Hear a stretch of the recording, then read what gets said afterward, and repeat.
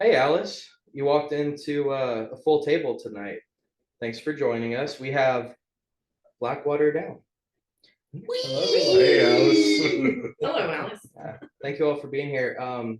Going this way, do you want to introduce yourselves and what you do in the band? Sure, I'm Bern and I play drums. Mike, I play bass. Rhett, and I play guitar. I'm Luke. I also play guitar. Deb, I play Rockstar. I pretend to be the lead singer. Y'all are awesome. I caught y'all set at the end with Omenbringer and Floater, and I was like, I really want to talk to them. They're super cool. Thanks for having us, man. Yeah, you guys put on a great performance. I can't wait to see you again. In fact, you guys have a show on the 3rd, February 3rd, Yes. somewhere. We will end. be back Back at the end. Back Hell at the yeah, end hell again, yeah. yeah. Who else is on that bill? We've got Valkyrie's Fire, Jane and the Killer Queens, and Sunflower Kink. Fuck yeah. Yeah, so they are playing that show with us. Hell yeah. No, it's gonna be a good one. Yeah, definitely. And then there's a single release on the 9th. Is that what Yes, our new song 45 is coming out on the 9th. I heard? Fuck yeah. Yeah, It's a good banger too. it's a fun one. Yeah, Is that one y'all played at the end? we when I did was play it. singing? Yes. Okay. Yeah, Okay. Looking forward to it. Where'd you record that? we were at Welcome to 1979 with Chris Mara. Yeah, over in West Nashville. It's an all analog studio. It's really very cool. cool. It's very cool. It was part of this event that he does called Tape Camp, where whether you're an engineer of any real experience level, you can like participate in this thing. You pay tuition, you get yourself there, and then you spend a week or so learning how to record the analog tape. And they always have a guinea pig band, and he asked us to do it, and it turned out good enough to build on, and so we got 2 songs out of it. Yeah. 2 pretty badass songs out of it. So. Right on. How do y'all know each other? Deb? I mean, I guess I'm kind of the glue to a degree, except these two, they knew each other for like way longer or whatever, but I was playing music out solo sort of, and kind of ran into these guys out. They came and supported me playing and saw me play, and we had conversations, and Luke was in another band that I had opened for, played with, and kind of met him that way. And I don't know, we just kind of became friends like that. And then Rhett kind of rolled in on top of what was happening with us. Like the 4 of us had gotten together to write, or actually not to write, we had gotten together to play Guns N' Roses. And that didn't really pan out. We ended up being an original band, and then Rhett came on in. Very And cool. we've just been family ever since. These are the monkeys and it's your circus. Something Just like that. kidding. Something like that. I can't keep them in line though. Yeah. It's like herding cats. Squirrels. Squirrels on meth. Yeah. Met squirrel. Bern and Rhett and I have known each other for a long time, like at least 12 going on, maybe 13, 14 years. And we played music at first, and we did not. It took us a while before we actually Yeah, jammed. that's true. But we've been pretty constant as a rhythm section for a decade and a half now. So it's kind of like it would feel weird to really do that with anybody else. I'll shut that real quick. So are y'all all here for music? Or natives in the house? Anything like that?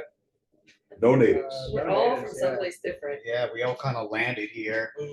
I think everybody, for the most part, was just looking for some kind of change in their lives. And I don't know how Nashville was picked, because again, it wasn't like I picked Nashville for music. I actually picked Nashville to get away from music. I wasn't pretty big into metal, and it didn't seem like metal was going to be a big thing in Nashville. So Yeah. Where you hailing from? New York. Okay. Yeah. So Okay. So you you know the hardcore scene. yeah, that's pretty much the scene that I grew up with and I Gotcha. grew up in. And You know, a lot of the guys that, well, not just the hardcore scene, but like the metal scene, and those are dudes that I kind of grew up with. I'm a little bit older, so got to experience some cool stuff. But I think like everybody else is just kind of like, I think we were all just kind of sick of where we were at and just like, well, shit, let's see what happens, you know, out of the state that we're in. And Yeah.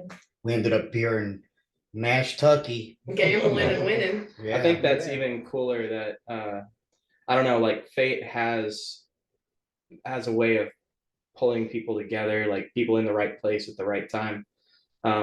So it's even cooler that y'all didn't necessarily come here for music. It just kind of happened. Well, it goes even further than that. So this isn't even supposed to be a real band. So we were all doing other stuff. Yeah. And like right off the rip, it was like, don't take this serious. We're only doing this to like kind of like get away from our other bands that we're taking very serious. Like this is supposed to be just like us hanging out in the studio and Jamming. goofing off and jamming, you know, like whatever it is. Anything else that comes up is the priority over this band.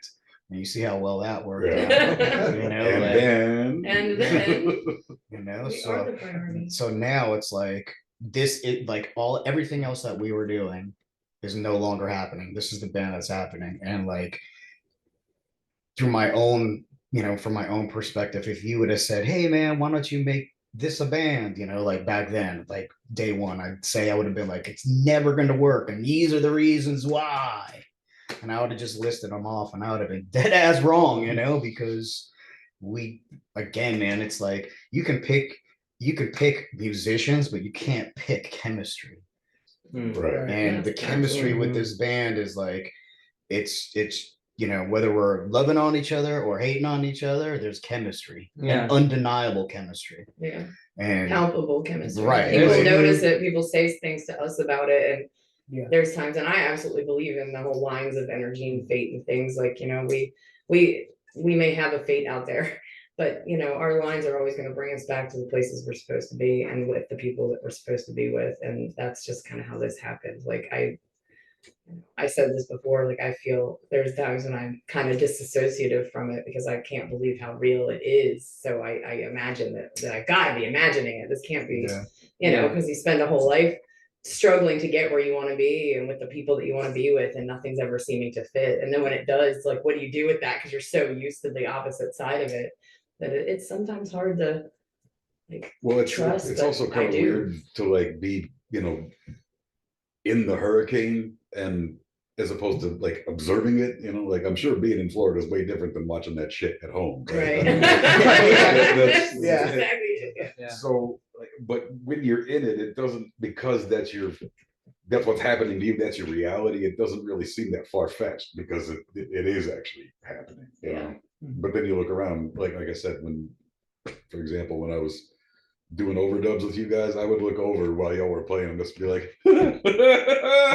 shit, this is really happening. This is badass. I cannot believe this shit. Two of my best friends are sitting in my bedroom just burning this guitar to pieces. Like what Bern said about chemistry, like you can find talented musicians, but finding people that work well together, and y'all really do. It's a great energy. You put on a great show. It seems like you're having fun, you know. we are. It's high Yeah. energy shit. Yeah, we No matter how definitely are. stressed you are before you get there, those shows, as soon as we're on the stage, is like a whole different ball game. So it just takes all that away and just it's always a good time. Yeah. Well, I don't know if you guys realize this, but what you're doing is really important too. Like live music saved my life. I wouldn't be Same here. I think So thank Yeah. you. Thank you for making music. that's a Thank large you. group of people Yeah. that feel Really that way. appreciate it. Yeah. You know? I mean, we're fans of music too. Like Yeah. the same. You know, I would imagine, you know, with everybody else too. It's like there's always been music that kind of got us through those things, you know, and it's Oh, like, yeah. and to be able to create like that and maybe like you just said, like say, hey, you know, like, hey, this inspired me to like, you know, do this or whatever, or got me through a day, or it just empowered me to be, you know, kick some ass in life. That's cool. Yeah, That's cool. random people showing up your shows. There's no way to really know how much you affected them. You know, Right. Right. Like, Absolutely. and yeah, it's you become part of it. It's church. Like it's a spiritual thing, Yeah. singing music, 100%. especially something like dark and heavy too, man. It's Right. like there's, I don't know. It's like, oh, I'm not the only one that feels that way. No. You know? Yeah, absolutely. Yeah. Music is very connective. I don't know what I would do without music. That's what every day, like it saves my life every day. Let's It's say, a you know, huge part of why I do it. music Yeah. is an international language. You know, it's like I listen to stuff that's not even in a language that I speak or anything. But I'm sometimes I can just, you know, I just close my eyes and I just listen to it and it just carries me, you know, it takes me on that journey of wherever they were trying to take it. I mean, they could be You don't singing even about hot know. dogs for all I know, but you know, the vibe of it, it kind of like, You feel when it's people's- good, it's good. And then you feel that electricity in it, you know, like you said, it just, You it can tell when affects me. people are singing or playing and feeling it, and whether they're not, Mm. if they're just dialing it in, you know, or whatever. But Mhm. like Right.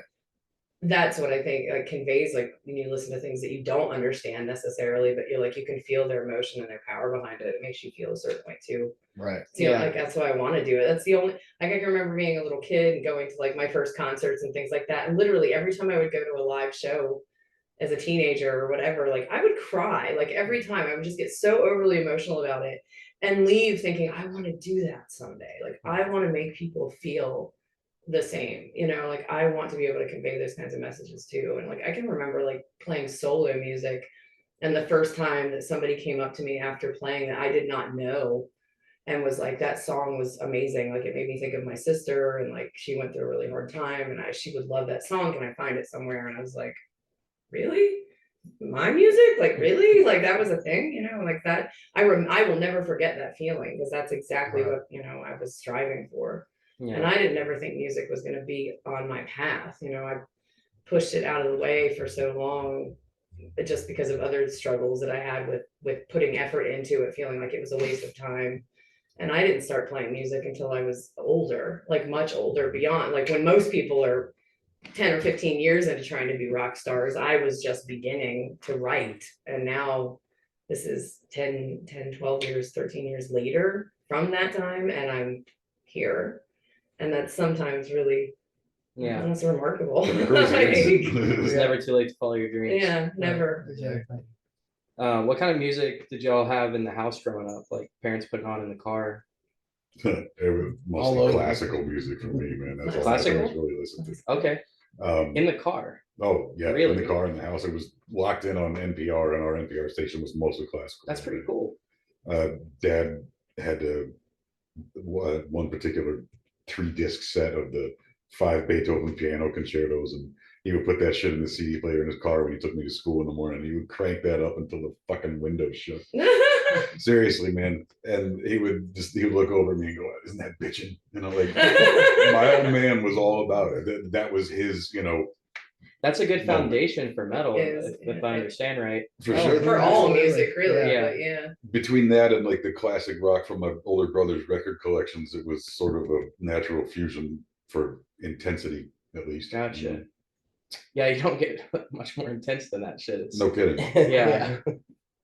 What about the rest of you? For me, it was oldies, you know, and I mean, I still listen to oldies, except oldies are not really oldies anymore. It's like shit. I was alive when this came out? What's going on? But like, I'm talking about like Antiques oldie or- oldies, you know, and you know, with DJs like Wolfman Jack, and Yes. Cousin Brucey, and Yeah. all them cats, you know, and it's just that stuff, you know. I mean, it still gets me amped up, like some of that stuff. It was just.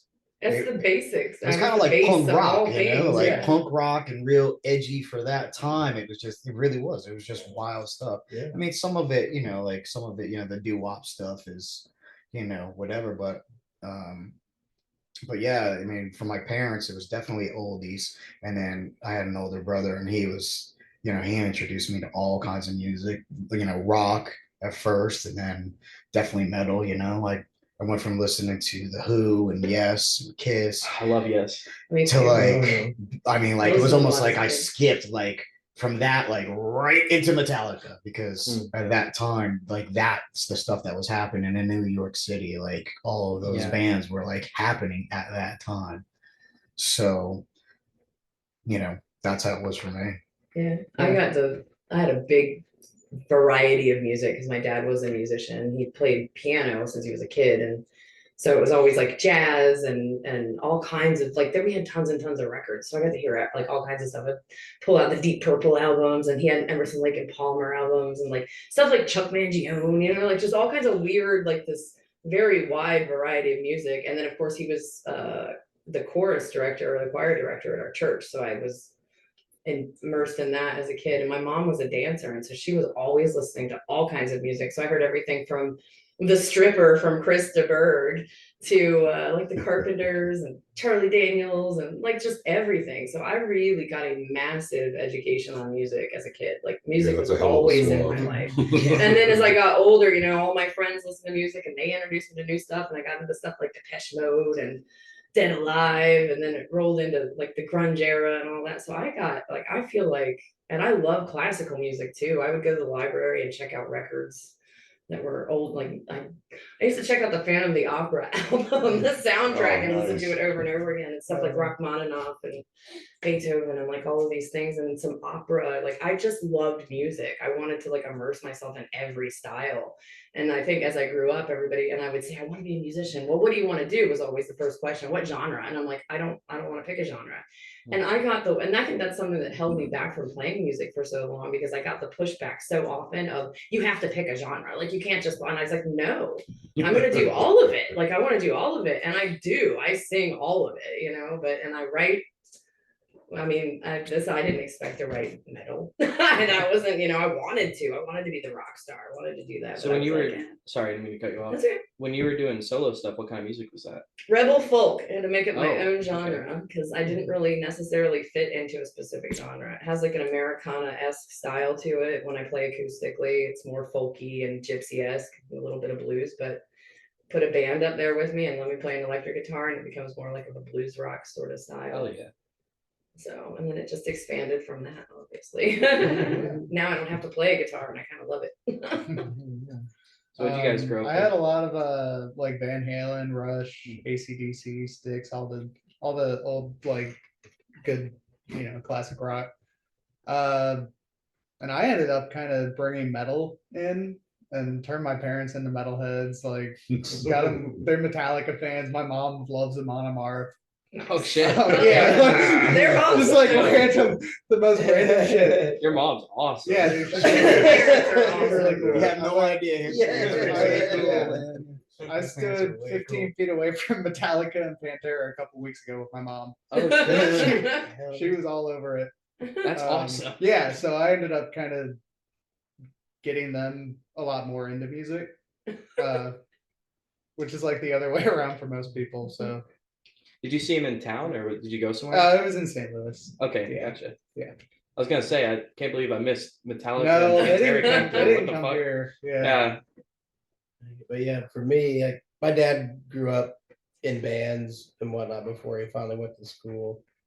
I think I remember being 2-3 years old and was infatuated with vinyl records, and he showed me the proper way to handle it. And I just he had several hundred, and I'd just sit there on weekends and just sit there and flip sides, and it was all over the place. And he did big band stuff. Like I remember hearing Blood, Sweat, and Tears for the first time and was blown away. They're still one of my favorite bands. Used to listen to the 50s radio station. Yeah, all through elementary while I did homework and had my little 1955 Corvette model and a 65 Mustang. And I'd sit there on the weekends and like do car wash. I'd sit there and wax those things. The oldie station. That's awesome. And then once I got older, like James Gang's Ride Again album and Aerosmith Rocks, I think that was a huge definition as far as like, holy crap, what the hell is this shit? I love this. Yeah. And it just kind of grew from there. And then I started playing guitar around 12. You know, guitar teachers are like, well, check this person out, check this person out. Don't like also whenever you check that person out, check out their influences. And so kind of like David just cascaded into everything from Wes Montgomery to Yngwie Malmsteen and kind of the typical Satriani, Spy, and all that stuff. And then kind of like Luke, I kind of started discovering metal and whatnot and bringing that in, and Pantera, Buckethead, uh, Strapping Young Lad during high school and whatnot. So never got too much in bigger early 2000s. I had a bunch of friends that like that, but I was like, you'll have fun. I'm still like, I'm only at 1975 right now. I've got 30 more years to catch up to you. That's And where then love it's at. classicals like Rachmaninoff's probably my favorite composer. Hell yeah. Whatnot. Very cool. Wide variety here. Oh yeah. For It's sure. it's cool that before metal you each kind of had influences coming in. I think that's good for metal because it's gonna do something interesting with it. I feel like. Well, and I think even still, we've all got so many influences coming from outside of metal. Yeah. Mhm. Like we're all metalheads, but we all just like music, Yeah. and if it's good, we can find influence in it a lot of times. And it's a good push for us to keep people like wanting to listen, but not do, Yeah. I guess, typical stuff, if you will. People are like, oh, I haven't heard that style of format before or used in that. It's like, holy shit, did you guys just do Creedence Clearwater with Opeth or Right, it's just yeah, not like, that it's what random, happened? just kind of just Yeah. that looks cool. Frankenstein everything Yeah, together, yeah. pulling influence from here and one from here and one from here, slap it together, and then you have this really cool song that's got dynamics to it that you didn't really expect. And it might not be the most complicated, but it's even in simplicity, it's Well, I pretty mean, that's magnificent. one thing I would say that a wide swath of listening to music of different styles and studying how it's been done is it doesn't need to be complicated. Like you have to tell a good story and you need a good melody. Yeah. Like the rest, it's not the most difficult thing in the world to cram it into a 3.5 minute song. It's really not, otherwise it would never have been done, but I mean, it has been done to different degrees of goodness over the years. I mean, Lord knows we can all think of stuff that should have ended up on the cutting room floor. But, then again, art is it's all too subjective, right?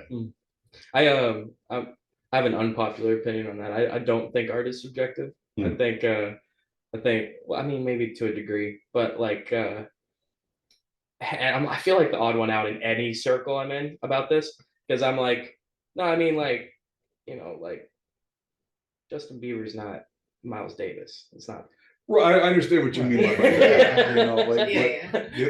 Like neither is Andy Warhol Picasso, and comparing them is fucking inane. Yeah, so you can't, so it's two very different scales of everybody brings art. something different to the table. I would say. Yeah. So I understand what you mean though. I do, in as much as like, come on, goddamn good and well whether that's any good or not. Yeah. And you also know goddamn well whether it's a complete piece of shit or not. Right, You just know it. And I think like a lot of my music taste is bad. But Like, that's like, you know what I mean? Well, thanks a lot, motherfucker. It's bad like, meaning the baddest. it's not the baddest fuck. This shit slaps. Yeah. So what's y'all's writing process like? No shit. Struggle bus all day for me. No, it isn't all. Herding cats. Herding cats. I understand what you're saying, but like the fact of the matter is some of these songs came out like greased lightning, and some of them are fucking pulling teeth, and there's been everything in between. Sometimes it really does start with just somebody noodling on a riff at rehearsal, but more often than not, it's usually somebody, one of the three of us, bringing in like at least a collection of riffs in some sort of order that made sense to us as coming up with it. Gotcha. Sometimes it's a little more arranged than that because quite frankly, we have the capability to do it. We can sit down and at the very least get a click track and play a couple guitar parts and lay down a bass part and be like, I had this idea here. It's at this tempo, it's at this feel. Maybe there's drums in it, maybe there isn't. Right. At the inception of these ideas, like when you come up with a riff, what are you doing when that pops into your mind? Like, are you doing something else, or is it you sitting there with the guitar? A lot of times I'll be sitting there with a guitar, but I won't be trying to figure anything out necessarily. I'll just kind of I'll play something or I'll hear something in my head sometimes and try to figure it out, but it usually just kind of comes out at the most inopportune times. Yeah. So it's like, shit, give me something to record this with, and like I'll get it down real quick and then figure it out later. Yeah. It's like usually if I'm sitting there trying to figure something out, I can't. The reason I Okay. ask, I'm not a musician, but I write poetry and I'm working on a novel right now.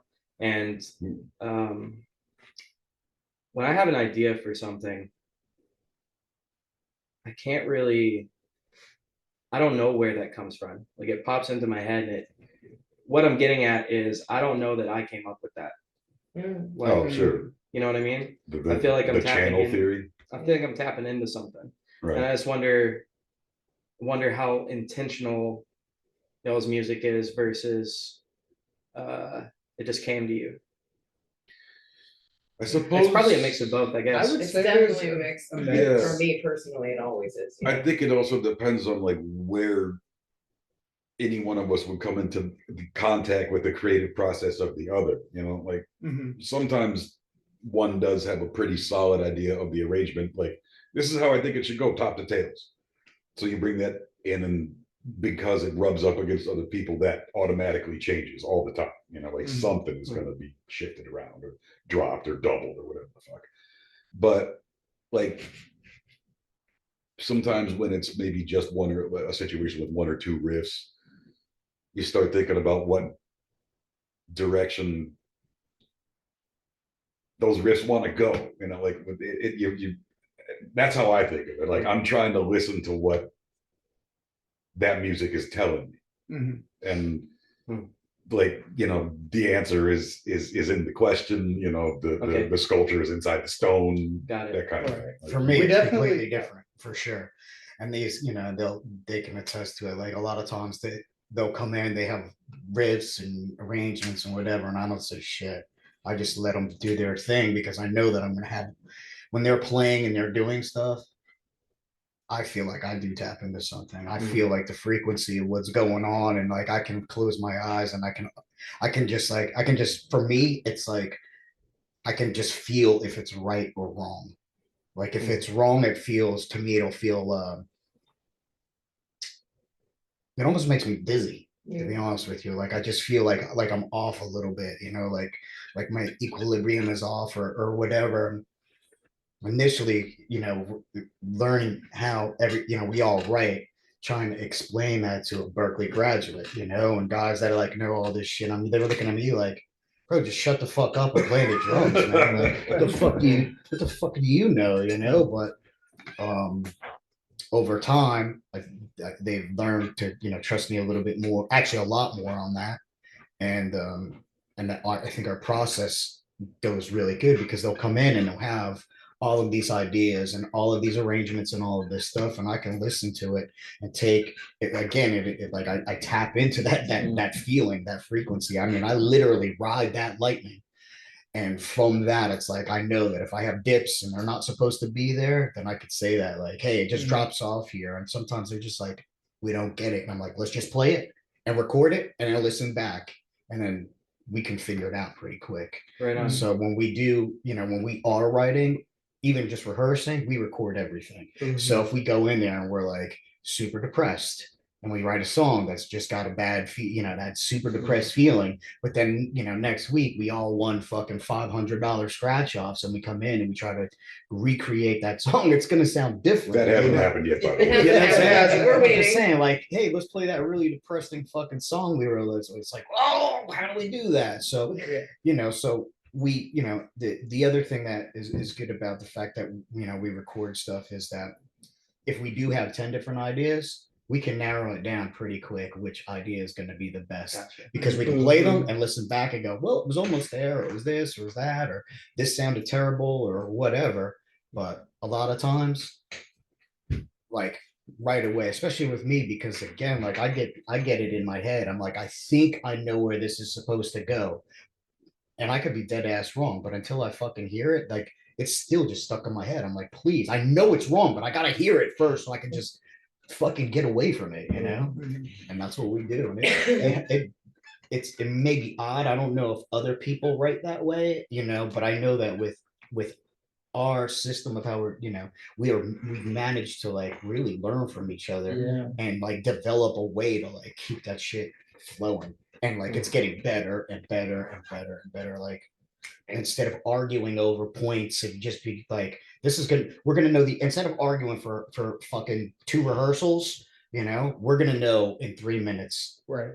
whether this is working or not. Gotcha. And that is, you know, band wise, that's a blessing. We're all in a room. Yeah. We're all being very vulnerable and passionate about what we do. Everybody in their minds, everybody is right. And from their perspectives, they are right. But you got to write for the song and you got to find out, like, you can't put everybody's idea can't be in the same spot. I get it. So, you know, Well, and we're pretty good about when we hear it back, we can all pretty well say No. like this works and this doesn't work. Yep.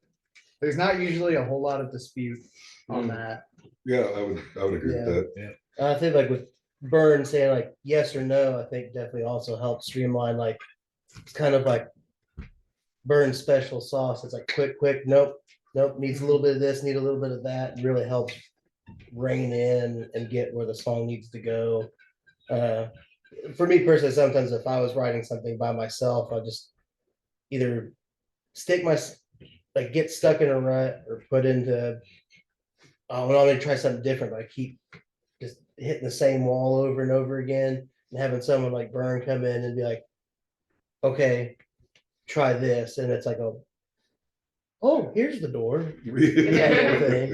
I'm not like, you know, these guys, they know how to read music. They, you know, when they look at writing music and stuff, they come from like, they have a very broad education in that. And they also can write through feel, but with me, it's all feel. So it's like, it's kind of like if you close your eyes and cover your eyes, you can hear a little bit better. If you put your hands over your ears, you can see a little bit better. It's like your focus changes a little bit, you know, where I think with these guys, they can bring, you know, they can bring a lot of great of both worlds, where it's like with me, if they're like, hey, well, we're charting this out, what do you think, Vern? I'm like, fuck, I don't know, man. Like, you tell me. I don't got a dog in that fight, you know, but it works. We make it work, man. We have a lot of fun because I don't think anybody in the band is like, when we're done with a song, I don't think anybody's like ever said like, man, that song sucks. It's just kind of like, we're all just like, holy shit, it fucking happened again. You know? Like, wow. Right. You know, Waiting like, for that one. That's pretty much the Any feeling. day now, it's gonna happen again. yeah, it's like, A couple in the bullpen that are itching to get out. Yeah, I think I struggle more than they do, obviously, clearly, or writing lyrics, you know, it's a lot of my stuff comes, a lot of the things that we've written have started through poetry or things that I have written in the past, you know, and it's like a blurb of something and I can build off of that if I hear it, but it's usually what I hear out of their music and out of their sound is where I actually hear my words.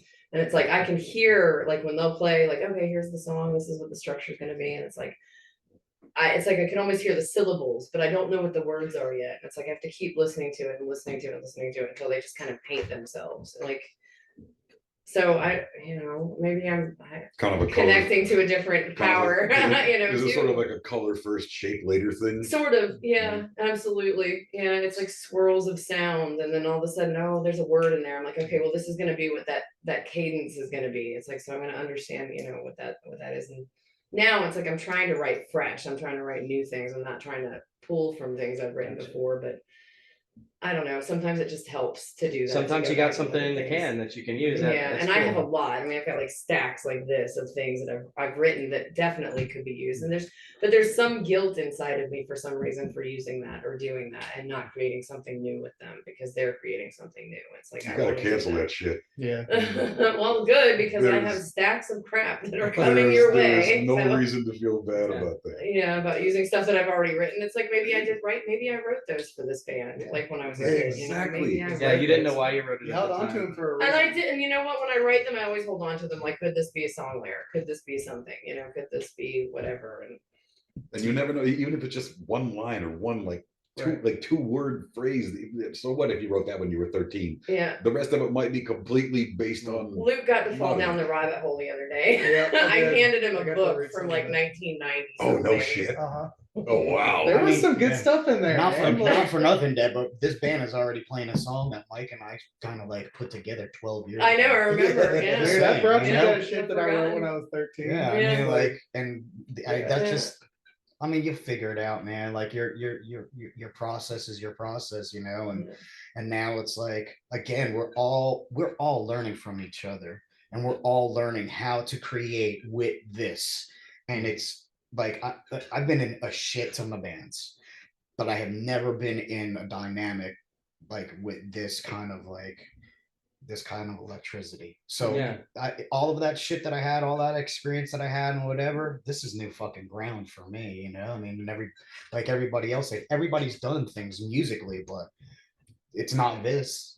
It really isn't this, you know, whether it was big bands or small bands or whatever. Like I really had to, like, me personally, I had to like kind of like refigure it out, man, because a lot of those things that apply to all of those other situations, it's just like old keys for new doors, man. I like that you're all bringing something to it instead of like, shut up and play what I tell you.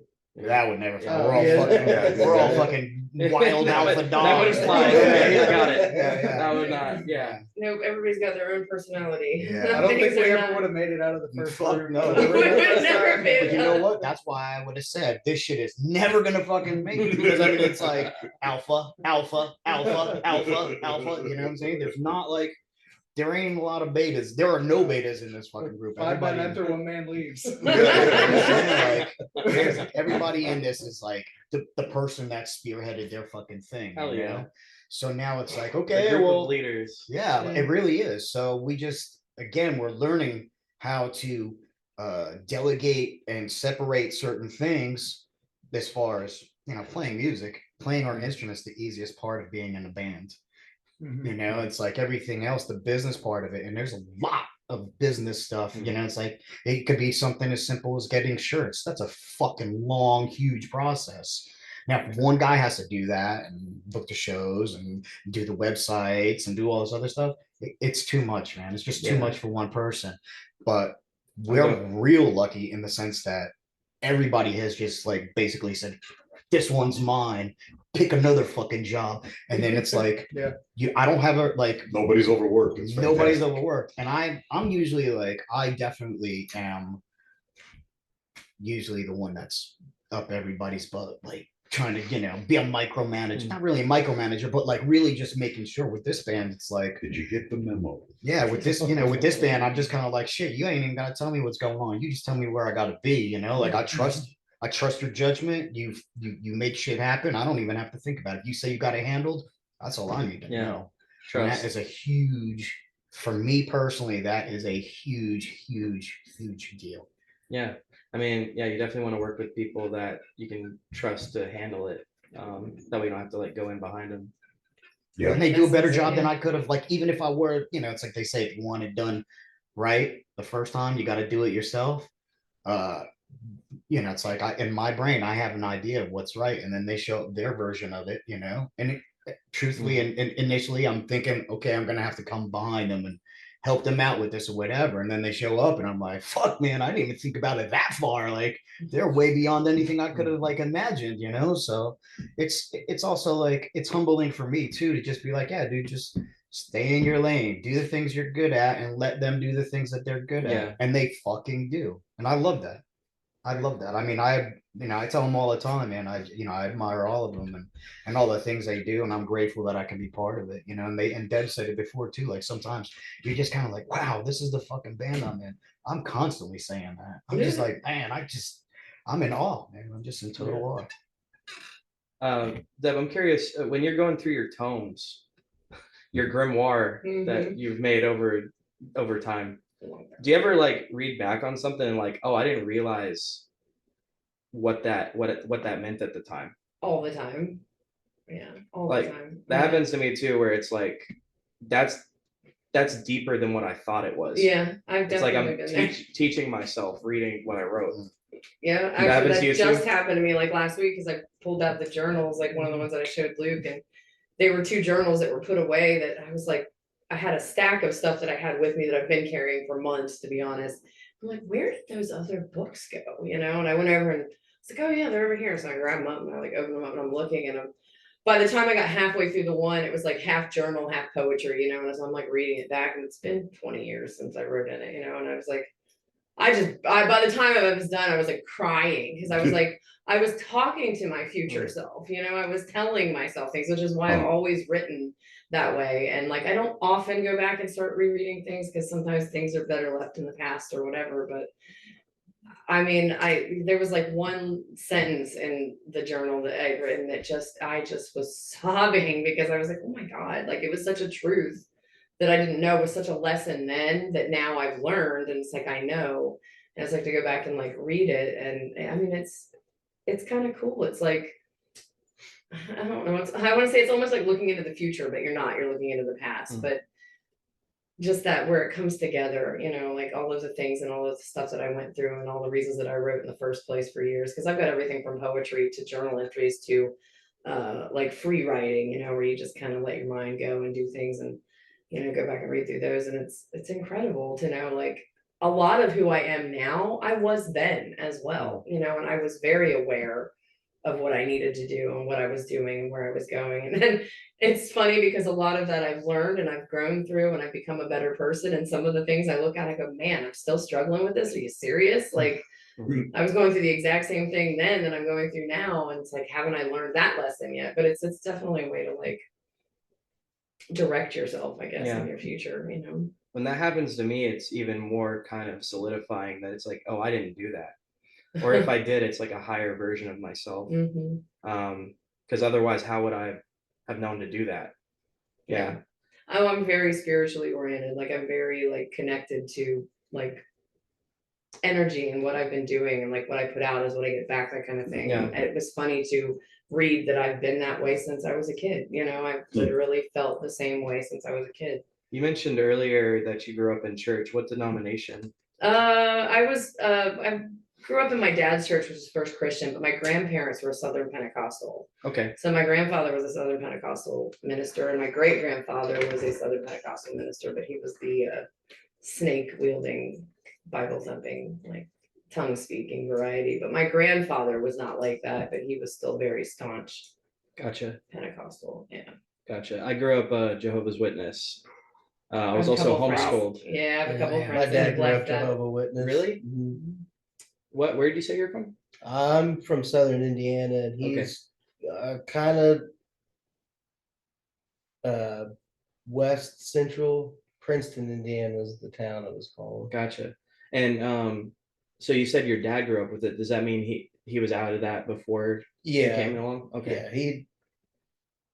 Yeah, I guess he kind of, when he got older, like his mom was a single mom. Like his dad left when he was born, and his older sister pretty much raised him and his older brother. And his mom was a nurse. So, you know, Jehovah's Witness with the thing. And I think when he got older and saw this stuff, he kind of was like, nope, not for me. Yeah. Kind of deal. Did he have other family in that, or he just kind of came into that on his own? Like as far as getting out of or getting into it? Oh, he was born into it. He was born into Yeah. it. So you have other family that is? No, just his. Well, she's passed, and his sister's Gotcha. passed. Gotcha. He's the out of that whole family. He's the only remaining member. Okay. But they all grew up in Jehovah's Witness, and then everybody went through. Like his sister passed away at 16, and then him and his brother, just when they fled the coop, they kind of fled the religion as well. So you didn't have religion in the house growing up? Oh, we did. I grew up in a Christian, like non-denominational Christian church. Okay. Since I was little.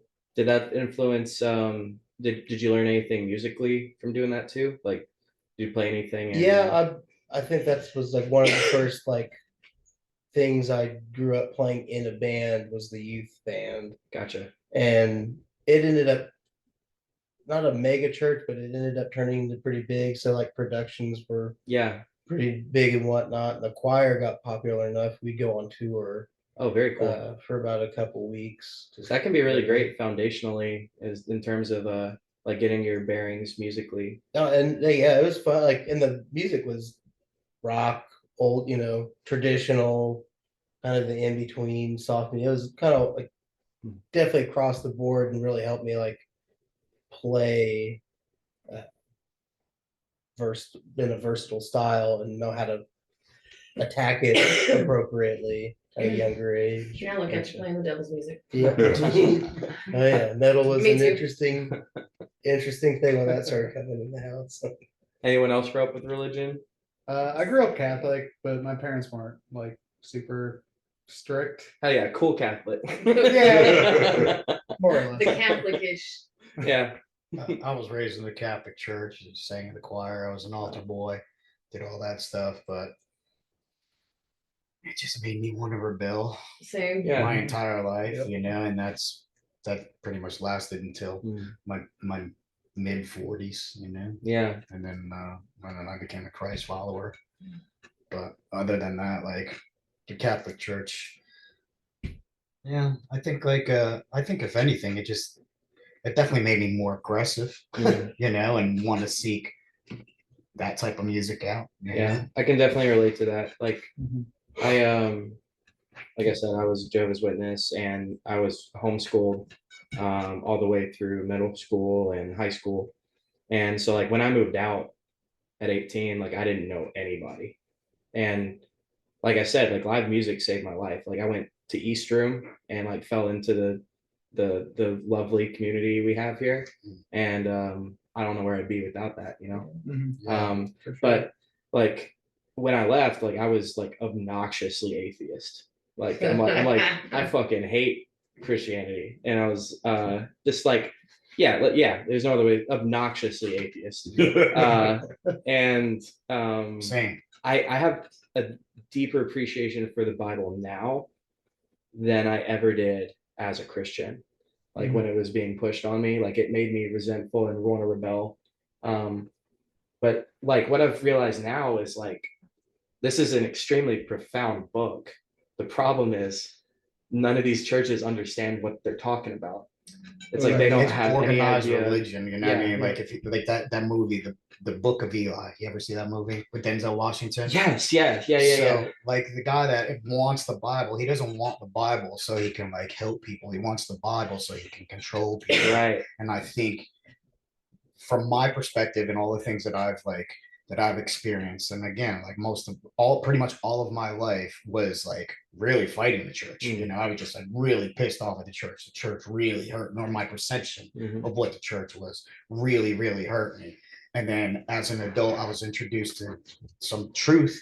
And then it's like, well, shit, man, I don't need a priest to like have a conversation with God. I can just have a conversation Yeah. with God. That's it. That's And it. once I took out the middleman, and it was like basically like, if like, look, man, this is between me and him. That's it. Then my eyes were open. And it is in a an different evil way. thing to try and stand between that, to Right. try and middleman that. All of that stuff is in the Bible. People all have about used that power. to empower themselves over other Yeah. people. And and that is also like when you read the Bible, those warnings are in there and whatever. But it's there's a lot of deception, and across the board. But God's the Almighty. So if there's a possibility that you're gonna go down that path, or to become a Christ follower or whatever, it works out. Yeah. I mean, and if on the same token, it's like I'm around people that are atheists, Satanists, whatever. They just have all their beliefs. It's not my job to judge them, man. Like, Jesus could be found among the drunkards and right. I mean, it's yeah. like I heard a pastor say one time, if he said, as Christians, oh, we're the best judges in the world, we can judge everybody. But if Christ was to come back right now and judge us in the same manner we judge other people, where do we stand? So if I judge everybody else and say, hey, you're doing this wrong or whatever, and then Christ came back and said, dude, what are you doing? I'd be embarrassed. So people got to Listen, be if Christ themselves. came back right now, the people that thump the Bible the hardest would probably stone him to death. Like seriously. They'd be They like- did the first time. Yeah. They did What's the gonna be first different this time. time? Yeah, they did the first time, I so mean, I don't put a lot of of stock in Bible. I do enjoy religion as an educational kind of situation. Like in college, I studied lots of like different religions and did the comparative religion classes and things like that. I love that. And you know, the reading the Bible is actually, it's a really cool book, you know, to read if you look at it as you know, parable and myth, or you know, like fable or whatever it is. You know, it's just when people take it and they bend it and stretch it for their will over other people, it becomes very disturbing, you know. And it definitely made me turn my back on it, because in my family, at least on my dad's side, like it got me disowned, you know. I don't even talk to my dad because he thinks I blasphemed his God, you know. And I'm like, why? Because I stand up for what I believe in and that I love people and I believe in what Jesus actually talked about. You're you more know? Christian than a Christian. And that's the most mind-blowing hypocritical like situation about it, you know. You know, I lose out because, you know, you're so involved with, you know, being right that you can't just, you know, it's just crazy. Right. It's deception. It It really is deception. Because when it comes to like religion and me, like you come at me with religion, yeah, I'm probably gonna absolutely, punch you in the face. Oh, that's funny, because I'm definitely the guy that if a Mormon knocks on my door, I'm like, yes, please come in and talk to me about. Oh, I will talk your fucking ear I'll off. hold them hostage, but I mean like in the sense of like with a gun. I mean in the sense of like want to come in and take a people trying to like use it to be like to give themselves authority over me. Then I'm just kind of like, look, man, you picked the wrong fucking guy. You know, because we are not the same. So, and the other thing too is I don't want to see people that like that don't believe in any of that stuff be bullied into something like that either. You know, because that was me for a long time, and all it did for me was push me away and give me more reason to be like, that's exactly fucking why I don't want to be anything like these assholes. You know, and that's what I thought it was until I was made aware, my eyes were open to. I like the way you say follower of Christ, because that is what it actually means. That's why I say it. I'm a Christ follower. That was intentional. It's not like fair, what do they call it, fair weather Christians, where it's like in name only. Right. It's like to call yourself a Christian is to follow in those guidelines. It's not just you saying that, you know. Right. So that's a hypocrite. Hypocrite. Oh, I like that. I like that one too. I never heard that. So you obviously grew up religiously too, because you went to Berkeley. So you got indoctrinated in that religion. I'm just like the music religion. Yeah, you got it. Now I know I'm a recovering Catholic, man. Cool. I grew up an altar boy, unmolested or anything. Like, if anything, that you know made mass more enjoyable, because at least you could fucking participate in something other than the aerobics. You know? So I don't know, man. Like for me, it fell apart when I saw the priests that taught religion class at my school do very unchristlike things. I'm no, as far as I know, there were never any like gross touching little boys scandals or anything. But like, I definitely saw with my own eyes the one of the priests at our school grab my friend by the throat and hold him against a whiteboard. You know, this is a grown ass man doing this to a kid in 7th grade. And you know, that was kind of I would say that was a very easy moment to say is when my faith broke and went from like, some of this seems kind of fucked up to like, nope, this is definitely fucked up. Fuck you. So was that a Christian school, or Catholic school? Okay, I'm sorry, missed that. Okay, gotcha. I didn't. Yeah, my bad. I didn't know if you were talking about like teachers that were just happened to be Christian in the school, or no. This was actually Catholic school. This was a Catholic priest at the Catholic school who taught religion class. The rest of our teachers were not ordained. But interestingly enough, our actual room teacher was 10 feet from this incident at her desk and pretended not to see it. Yeah, it's I mean, if you're that kind of person, it's like you can just, well, I'll pay for this sin later. Like it's okay that I did this. Forgiveness. Do something horrible, and then I'll petition God for forgiveness later. Ask for forgiveness rather than permission. Hypocrite. I'm gonna hold on to that. That's so in my arsenal I like that. now. Yeah, I like that hypocrite. We all know what we're talking about. Yeah, we all know what that word means. Oh yeah. Yep. So now we've established like backgrounds. What do you guys think and I want to preface this by saying nobody on the planet actually knows, but it's something I think about a lot. So it's something I ask everybody. What do you think happens after we die? I think our energy goes back to the universe. Energy can't be created or destroyed, and our body is made of energy. It's what, we are a shell. I feel like we're primordial goo for the most part, just kind of electrified and moving, and it causes our brains and our synapses to do things. And I mean, I don't know necessarily where my conscience comes from per se, but I do believe in that energy and that we're all connected to source, which I mean, some people call it God. I'm not comfortable with that word. I just never have been.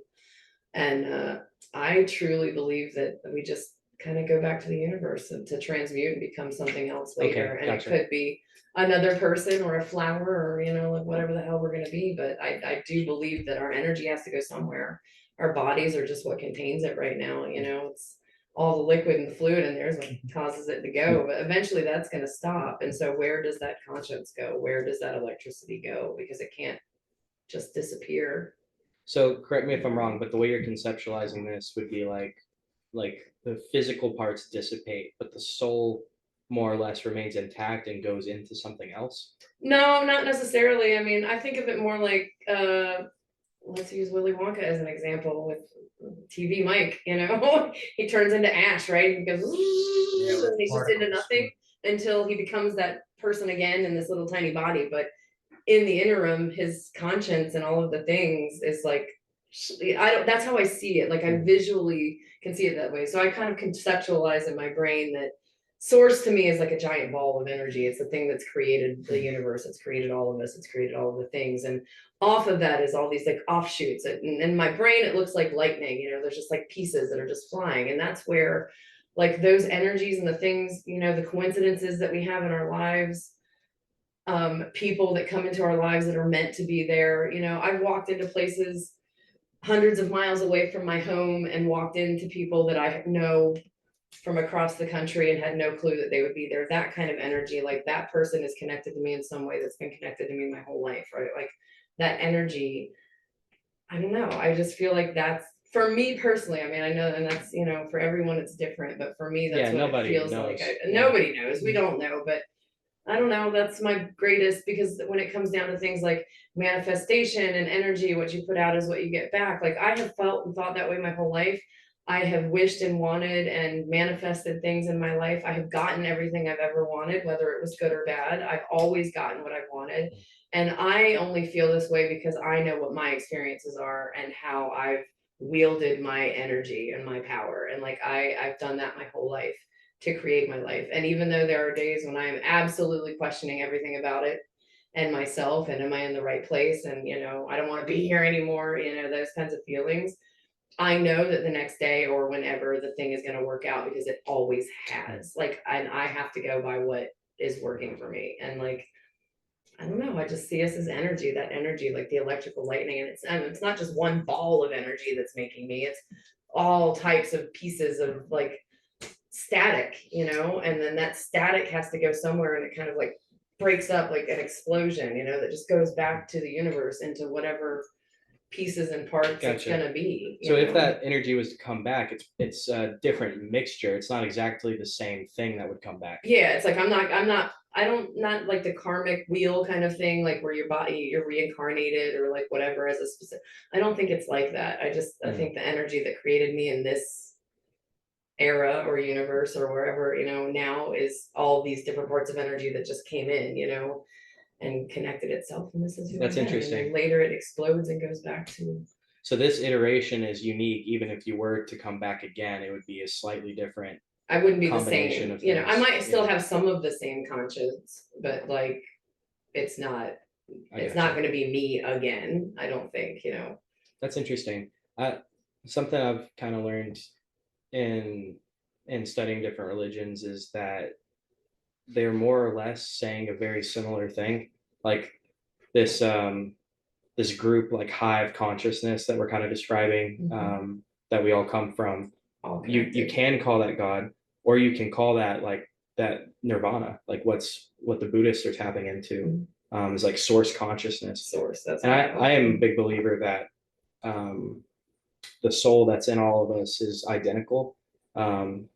This was kind of hammered in by a DMT trip I had, but it also just makes sense to me logically that what makes us different is kind of like the cup that the water's poured in, but the water is the same. Right. So Get on with that though. yeah, I mean, I do believe like we're all collectively connected. Like I know, like I've only because of experiences that I've had, I know like there's something different. There's something that's connected. And I think it's that energy, those strings, those pieces, and like I just absolutely believe, and we can affect each other. We absolutely can. oh you yeah, know? for at a distance, like great example, like we were talking about classical music earlier, like that was just like written down, you know. It's like they didn't have methods of recording it beyond that, yet they can reach through time and touch you, which is a fascinating thing. Yeah, that's pretty fucking It wild. really It's is. fucking crazy.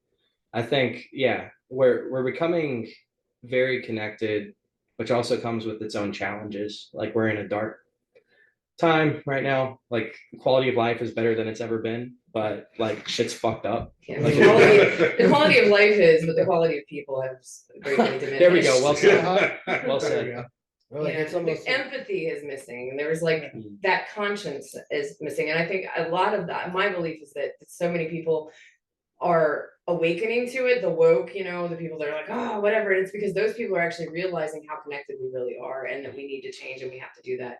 And the ones that are fighting it so hard are the ones that feel it, but they have zero clue or idea how to work with it. They don't know what it is. It scares the shit out of them. So they're just going to keep following blindly the things that they can see and materialize, which is the Bible and religion and shitty politicians and people that can tell them what to do because they're so afraid of their own power that they're never going to open themselves up to Yeah. allow it or understand it or to grow from it. And all I want to do is grow and be a better person until I can't. I couldn't agree more. I think growing up in a religious cult, it's easy for me to see how everything is a religious cult. Like politics is a religious cult. It's like this is my party, and it doesn't matter. And that's actually more dangerous than a God, which is like if you're reading from a book, that's stagnant. It's not really changing too much. You can have different, you can read it different ways, but it's more or less stationary. Whereas if you, I side with this party, and it's like, well, I am a Democrat. I am a Republican. So if your party does something out of tune, it's a hard thing to now separate yourself from that.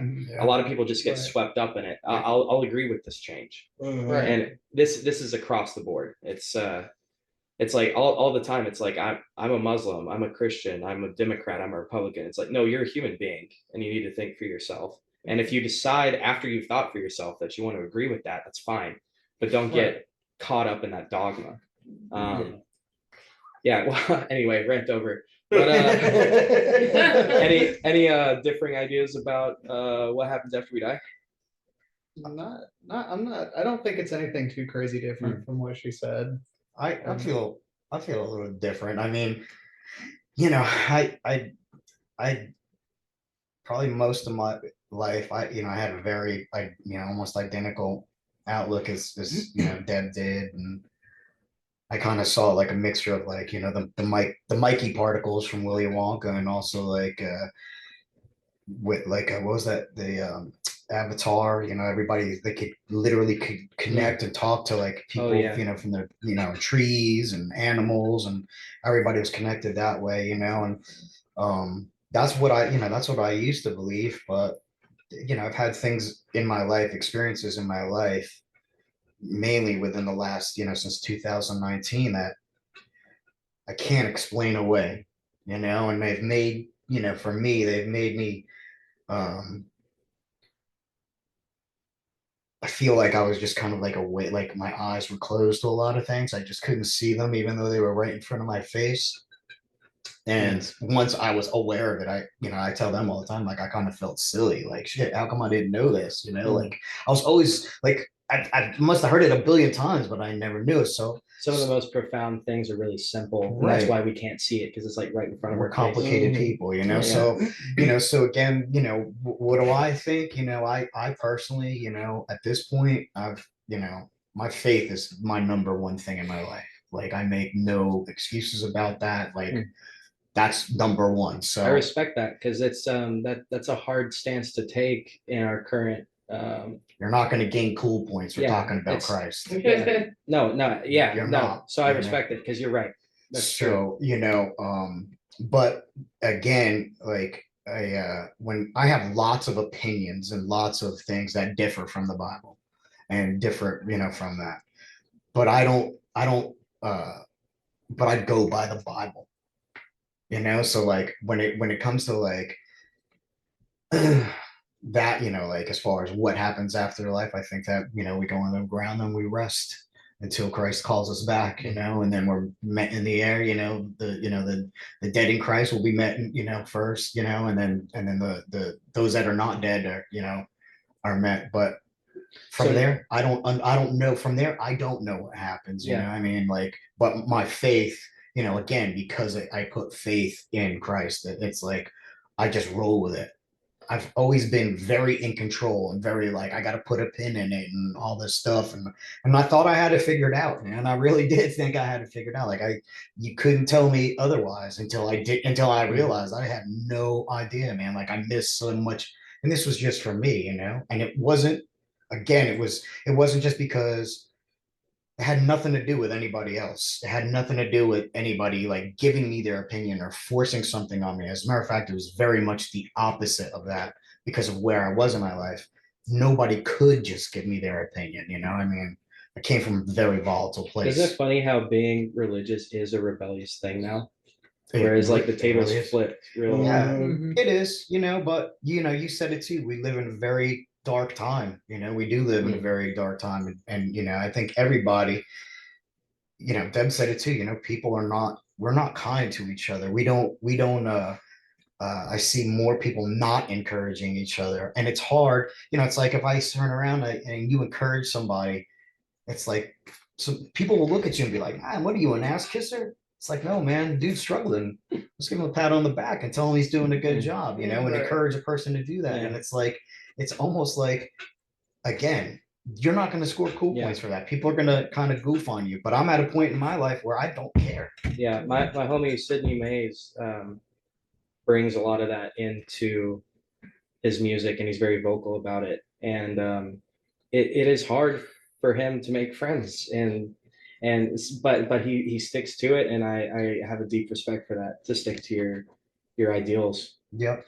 So let me kind of try to like pinpoint further down, because Christians have different ideas about what happens after we die. You can't get Christians to agree about it. Right. So you said something interesting. You go into the ground until you get called back up, I guess. Yeah. So, all right, does that mean so you don't believe in a concept of hell? No, I do believe in that. I believe in again, the things that in hell. So what I'm referring to is that if you are a Christ follower and you expire, Okay, so there's still a period of. Okay, gotcha. So Right. heaven's not immediate. You spend- heaven's not okay. immediate, and All then right. I believe in a pre-rapture tribulation. I do believe that we're going to go into Okay. a tribulation time, and I believe that prior to the tribulation, Christ is going to come back. He's not going to set foot on on the ground. There's going to be a trump of God, and all the dead in Christ will be called up, and they will meet Christ in the clouds. Hmm. And immediately after, all the living in Christ will be joined with the dead in Christ. And it reads in the Bible. It says Yeah, within a that's twinkling very of an eye. Revelation. Yeah. It is, because that's kind of where I think we are, like That's what I was about. Then my next question is: do you Yeah. think that great tribulation, it's coming. that trial is? I think maybe it's already started. It's like, again, the reason I even talk about this, I find myself in very odd places having these discussions, and I'll say, guys, look, check it out, man. You know what? Maybe in 10 years, everybody be able to laugh their asses off of me and be like, Bert, you was such a, part of the God squad. You was such a nerd. You were totally wrong. And I could be like, oh man, what a goofball. I was totally wrong. And I had it all wrong. But I don't think I'm wrong in this. Well, it's So- good to have the humility that you could be wrong. I could be That's- wrong. yeah. I definitely could, but I also feel like is, it's like I got pulled from the Mm. muck. I didn't come from a good place. I didn't like I am without Christ in my life. I'm a very bad fucking person. It sounds like you feel very strongly about it, not because that was kind of that knowledge was given to you. It's not like you arrived at it on your own I did. circumstances. It was like you got took by the hand. I was saved, Yeah, okay. I mean, I tell them all the time. I gotcha. used to think that shit was goofy. I thought when people said they were saved, I thought it was just like Yeah. what people say. Oh, I'm a Republican. Oh, I'm saved. Oh, congratulations. Like Congratulations. until it happened to me. So again, it's just right now. I definitely feel like my purpose, my number one purpose, the thing that tugs at my heartstrings is that, especially at this time, is that I have to say these things, and I have to tell people, whether they're going to punch me in the mouth or fight me or be pissed at me and whatever. And even though I've gone into situations where I felt very uncomfortable and I had to psych myself up, okay, man, we're going to do this. We're going to talk about Christ here for a second with a bunch of people that, witches and Satanists and whatever, but we're going to do it. Whether they take it or not is up to them. Hey, Jesus is a very powerful witch or wizard, right? Brother, you have no idea. Like I said, when I got saved, don't say that to certain Christians. When I got saved, it wasn't because I was in a good spot. That was in a very, and they all know my history. I was in a very, very, very, very bad spot, and it still happened. So Christ met me where I was at, and it wasn't in church. It wasn't around nice people. It wasn't around any of that stuff. It was in the darkest place in my life. So for that to happen, I feel like, and really pull me, it says, it'll pull you from the muck. For me, I was in the fucking muck, man. I couldn't have been any more in the muck. And and I'm still, I mean, we're sitting here, I'm cursing, I'm telling stories and just whatever. I'm still very much the same person I was before. It's not like I got saved and became Christ follower. Now I wear penny loafers and suits and go to church and judge other people. It ain't that at all. I mean, but that's how I perceived it before. That's what I thought it was until I realized that it wasn't, and then now it's like I have a different understanding. So yeah, I do talk to people about it, and some of them are more responsive than others. Nobody's been negative, and again, it's not like I force it on anybody. I give them the information just like the information was given to me, and then the choice is up to them. For sure, you can't force anything else. I would have fought you to death, man. I'm telling you, I would have fought you, and in the most violent ways if you came at me that way. You would have won too. I mean, it really would have been. I would have fought to win. That's how it would have been. So again, so that's I just honestly my opinions and all of the things that what I think or whatever. Yeah, I have those opinions. Yeah, I think them, but I abandon them in favor of the Bible. Gotcha. Any other thoughts about the afterlife or death? Yeah. Since nobody actually knows what happens to us after we die, I think a reasonable question is to think about what happens as a result of death to the rest of us here. And that's the part that matters. I think it's a part that matters, and I think it's worth everybody's much thought and consideration as what might happen to us after we die. I don't personally believe we have an eternal soul. I personally believe that it scatters, and that's just that, stardust to stardust. Your consciousness is out like a light, and that's that. So it doesn't matter to anybody what happens after you're dead, because you're fucking dead. What matters is the echo of your impact on the living. Some people leave giant painful holes because they're missed so dearly, because they were so loved and so loving, and some people left giant painful holes because they were fucking cunts and had a huge negative impact on the world around them. And to me, that's what's really worth thinking about. Your legacy does not echo through the eternity of an eternal soul. The mark you make is made on this world and this world alone. Yeah, it doesn't matter is my favorite answer to this question, because it shouldn't change how you live your life. Whether we survive death or not shouldn't, you should still be a good person. And Yeah, here and now, absolutely. Yeah. this is the only thing that matters in the context of being here. That isn't hedonistic to say Sure. that either. You know, that's just like, Oh yeah, doesn't every fucking religious text on earth tell you To be a good to be a person. good neighbor? yeah. I'm pretty sure it does. I haven't Almost read them all, everyone but I'm of pretty them. sure that's a To fucking harm none, even the witch's grimoire. Come on. Like, They, whatever. HIPAA insert religious thing at the end of it. You know, like it's really yeah. That's the only thing that makes me sad It's a about bummer. being alive right now is just how angry and unsympathetic and empathetic people are, and how easy it is for people to hurt people just for If no kindness and freaking compassion are reason, now for thought no of as- reason, you know. I think like. Don't you ever wonder when and why kindness and compassion got thought of as a weakness? And it's Yeah. terrifying because it's one of those, I like my whole life I've been emotional, overly emotional, and like I feel my shit. And because I feel it, I have gotten to grow and change and learn and understand. And I think it is one of the strongest things you can do is to feel and to acclimate to your feelings and your things, and holding yourself accountable for who you are and what you do and the choices that you make. And there's so many people in the world now that just absolutely will avoid everything they possibly can to not have to feel or admit that they have a feeling or an emotion or something. And I mean, it's not all men, but it's mostly a male dominated kind of thing. It's like, I used to liken it, I used to talk about being in the restaurant industry, and you walk into any kitchen and you get volatile chefs, you know, you get these, you know, don't say the wrong thing or don't do the wrong thing or you're going to piss them off. Right. And as a server or bartender or whatever, you have to go out there and you have to put on the happy face and the pretty face and like do the thing, and you can't cry, you can't get upset, you can't get angry, you can't do the thing, right? So one of the biggest things in the industry is at some point somebody's going to make you cry, you know, as a server or bartender. It's just going to happen. Even if you're a male server or bartender, at some point somebody's going to piss you off to the point we have to walk back to the refrigerator and scream or cry or do whatever you're going to do, right? And you get reprimanded for it. I've been reprimanded for it, right? In the same week that I got reprimanded for doing one of those things, chef nearly took me out with a flying pot because he got so angry, screamed, and threw the metal pot across the room.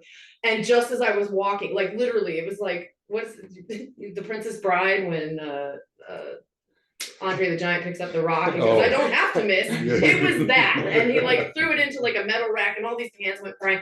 And he's screaming, not one comment about the violence that was happening in that situation, but that was okay. That's, you know, social norm. A man can get angry because angry is not an emotion, apparently. But all the other emotions, if you feel them, you're weak, you're wrong, you know, grow up, grow a set of balls, you know, don't be pussy, like that kind of thing, you know. And it's just such a weird dynamic that I look at my female friends and some of my male friends, because some of them are much stronger than the other ones out there in the world, but I see them as such strong like warriors because we feel our shit and we can multitask and we can do all the fucking things. And I like it, I wish that for the rest of the planet. I really want that wokeness to happen for all people. I want people to realize that it's about our male and female. So we are all born with the duality, right? We have a masculine and a feminine side. Whether men like it or not, you have a feminine side. It's in there, it's on purpose. We were all imbued with it. Females have a masculine side too.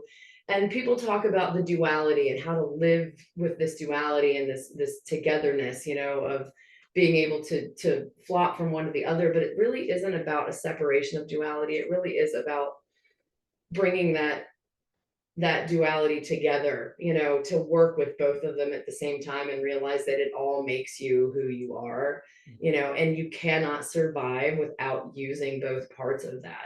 And we are really doing ourselves a disservice in humanity because it's, you know, the masculine does not want to acknowledge the feminine, and it's making people harder and harder and harder. And it's, I just, Yeah. I don't know. I could go on about that forever. But I think vulnerability is a very powerful thing. It's to be unashamedly yourself, regardless of what anyone thinks, is like yeah, be emotional. I think we have to be alive, regardless of what happens after we die. is a sacred obligation. If you're here, you have a responsibility Soul to, contract. to be alive is a contract to live it to the fullest, to and also to take care of the earth and those around you. That's your obligation. To We all have. occupy your space. Yeah. Yeah, I mean, I agree with that too. You know, I Definitely. again, for me, I think, especially with the culture and just how things are, people are scared. I don't think that majority of the people make a conscious decision to be fucking assholes. I think That's that it. I think Yeah. that it's like the culture has like steered people that this is the new normal. I totally agree. Because if you watch, you know, if you think about how people behaved 20 years ago versus today, or what was acceptable 20 years ago versus today, it's very different. I mean, you could look just here in the United States, you know, it's like they will allow clear crimes to happen and punish somebody that's been a victim, you know. I mean, and it's, you know, it's like there's a lot of, like, again, man, there's just a lot of confusion and just I whatever. feel And like I the think most scared people people, are scared. the most scared though, are the ones that are the most blusterous. They're the ones that are, I'm tough and I'm blah blah blah. Yeah. Oh, And I agree. laugh like when I'm like online or reading articles or watching news reports and all these things, and we see these people, you know, these snowflakes and blah blah blah blah blah. I'm like, these like I blatantly like laugh. I kind of pity them a little bit, and I'm like, you know, you bless your heart because you're terrified and you're so scared that you have to feel like the only way you have control is to control other people, you know, or to tell other people what's right and what's wrong because you have, you know. And I pity those people. Like I want them to be able to feel all of their things, including the fear, but actually to be able to acknowledge it and understand it and hold themselves accountable for what they're doing because of it, you know. It's all important, man. It's all useful. Yeah, to be brave is not to not be afraid, but to stand firm in the face of fear. Yeah. And Just lead do it by anyway. example. Yeah. I can't say I want to be, people should be nicer to each other and then punch you in the dick. Yep. Because, you know, it's like you hear that all the time. I mean, it's Yeah. like, whether it's religion or politics or whatever, you know, left pocket, right pocket, same fucking pants. I've been That terrified. it's Practice what two you puppets preach, and You one know, I mean, puppeteer. it's like, And again, And it blows my mind that people still play this game too. they do, And man. it's like I'm this or I'm that. It's like you're both getting played. I think the reason, like, you know, the reason we've been able to work with each other is because everybody can be whoever the fuck they are. They can be their own It's This is safe. the island We're of safe. misfit toys, without a doubt. Yeah. And everybody can be who they are. And if you're doing something wrong, you're going to be held accountable. Yeah. Regardless of your background or your feelings or your trauma or your fucking whatever. They're going to say, burn. Look, we don't care that you used to be angry all the time. You can't behave that way.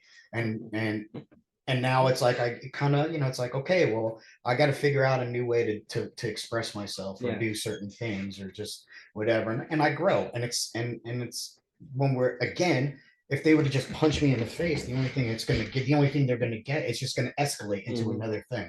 But when someone holds me to a different standard and says, look, you need to be better because you can be, and we see it in you and you're going to do a fucking great job, it does make me feel better. And I feel like, yeah, I can do better, you know, I can do better. And that's because of my peers and the people I'm around, you know. Yeah. There's that saying where if you hang around 5 millionaires, you'll be the 6th millionaire, you know. But, you know, and it's like, if you hang around, you know, a bunch of people that are doing absolutely nothing, you'll be the 6th person doing absolutely nothing. So I can say for myself, you know, especially with the specifically with this band, because we are very, very fucking hard on each other. We work very hard That's a good as thing. a band. But like, even in personal stuff, like, no, motherfucker, that is not acceptable. So like, I don't care if you've been doing it your entire fucking life. You need to find a It new way stops now. starting Yeah. today. Yeah. And that's to tell a grown alpha adult that this is no longer acceptable. And they have to feel, you know, it's like, and for that person to take pause, even in their own frustration or chaos or whatever, to take pause and then come back and say, I am willing. That's strength. I make a conscious effort to surround myself with people that will call me on my shit. Same, It's because if important. they won't, they're not your friends. They're That's not it, your family. And if you can't take it from someone, they're not your friend. You know what I mean? Like, isn't like, I don't know, I think I was born terrified, but if I did not like walk through my fear to do the things that I really love and want to do, I wouldn't be here. There's no way. I have left so many lives behind and I have done so many things, and I just looking back at it and even just like having it play in a Rolodex in my brain, like makes me nervous and nauseous because I've been through a lot of shit. We've all been through a lot of shit, you know, but if we don't look at the fear and go, it's not going to stop me, like it's definitely going to push me forward. It's like, think of it as like a wall, you know, kind of like a portal. Like I was like, you get in front of it and I'm like, oh my God, I'm so scared. Like, I don't want to do this. Like, I'm not going to be able to do this. I can't fucking do this. I can't do this. And you just like close your eyes and you walk through it. As soon as you hit the side of it, it's like Stargate, you know, it's zoom, and it just shoves you out the other side, right? And you get there so fast. And then you find the people that you're supposed to be. You have to be willing to take that chance and that opportunity to not let the fear stop you from doing things, because there's no way I'm going to sit on my sofa for the rest of my life and wish and want, you know, for the things that I wished and wanted for as a kid, you know, to be here. But and then to find these guys, and it is a family, and I feel very safe with them, and everybody's safe, and we can be ourselves and have our meltdowns and our whatevers and our arguments and like whatever, but we always come back together, and there's always a safe space there, you know, to It can sometimes be kind of scary to like dish it out too, you know, like it's tough to open your mouth and say something that you know is going to hurt your friend's heart, even if it's true. But I want that kind of honesty from my friends. Yeah, I mean, at Especially the end of the when they day, say we they all love know me. we all know we love each other. Yeah. And we're doing Still, it like help. at the moment, like, you know, but it's hard. yeah. like I'm not a parent or anything, but I can, you know, like on a micro level, that's like if your kid scrapes their knee and you know you got to fucking put the stingy shit on it. Mhm. It's like, this is actually going to hurt me more than it hurts you. And the kid's like, fuck you, are you kidding? This is stinging the shit out of me. But, you know, like, if you're the parent, you're like, oh, God, I remember the first time this happened. And I hated my mom because she made the owie hurt even more. Like, how the fuck could you do that? You know? Right. And that feeling of having to do that to somebody is not pleasant. But, you know, the truth is that the result of not saying anything is way fucking worse Oh yeah. than, you know.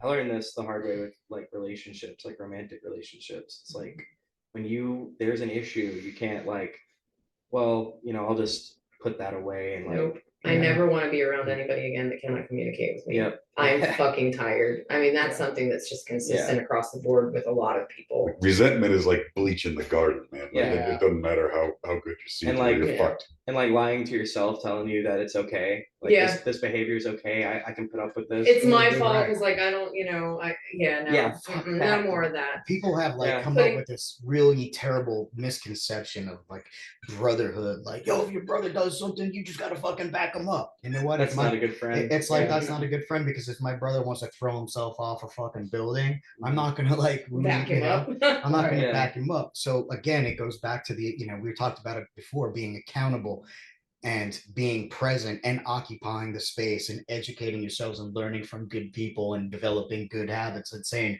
hey man, I see you chasing this fucking rabbit down this rabbit hole and there's nothing but darkness down there. Like, you can still do that if you want, if that's what you choose to do, but I'm trying to snap you out of it to say you have other alternatives, you know. And sometimes people do have to chase that rabbit, but a lot of times in my experience, you know, when you kind of snap somebody out of it, you know, alpha or not, they'll pause for a second, they may go back. But now I've had to deal with some really fucking hard alpha people, like really tough people, and be like, no motherfucker, it ain't going down that way. And they, you know, look at me like I'm out of my mind. Like, bro, I will. Do you understand the consequences that you're going to pay for even talking to me like that? You know, but there's respect. But at the same time, it's like, well, if that's the case, then that's the case. But I'm being accountable, and I'm going to fucking show up. I committed to being your brother or being your peer or whatever. So that goes back to saying what, you know, Mike says. I get scared a lot when I have to confront people, you know, especially people that I love. Like, I'm going to say something that's possibly going to hurt their feelings. It does. I like literally have to work myself up to it, but I'm going to fucking do it, because I do care about where they land. And I do want to encourage them. And I, you know, it's like, again, I'm learning too. I'm learning how to speak and how to how to fucking deliver that message without sounding like a narcissist asshole that knows everything, you know? Like, I'm not trying to be that guy, but I do have a lot of life experience. Yeah. You know, so, and I go into it saying, hey, you know, maybe I am wrong, but you're still not allowed to jump off a fucking building, asshole. Yeah. So another thing I ask everybody. So when I say ghost story, what I really mean is something bizarre that can't be explained with logic. And I think that can include like psychedelics and things like that.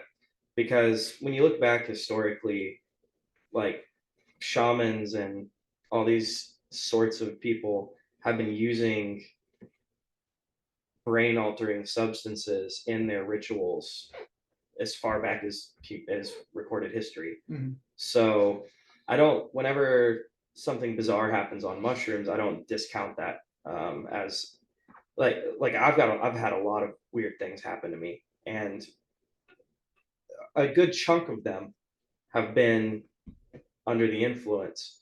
And when I tell someone that story, it's like, oh well, yeah, you were tripping, and it's like, yeah, but that doesn't discount the experience at all. Right. I know what you're saying. Yeah, I mean, I So- kind of attribute it to like, you know, they say kids are able to see spirits and whatnot better because they're just more focused on, yeah, for whatever reason. well, they're innocent, open. they're So innocent. it's yeah, And they're They're not an open distracted book. by all the bullshit. but I so I think- think it's yeah. very reasonable to say that like psychedelics and stuff like that could put your mind in a state where you'd be more susceptible to seeing.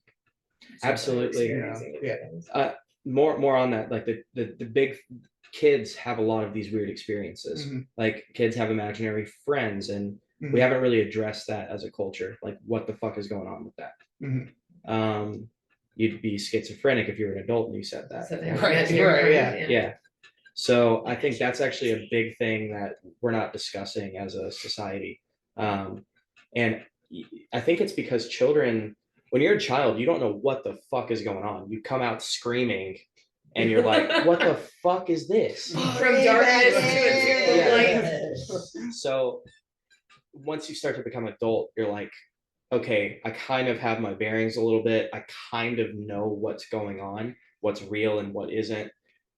You're like well-founded. So I think becoming an adult, it makes it harder for something that defies explanation to happen to you because you already know what is and what isn't.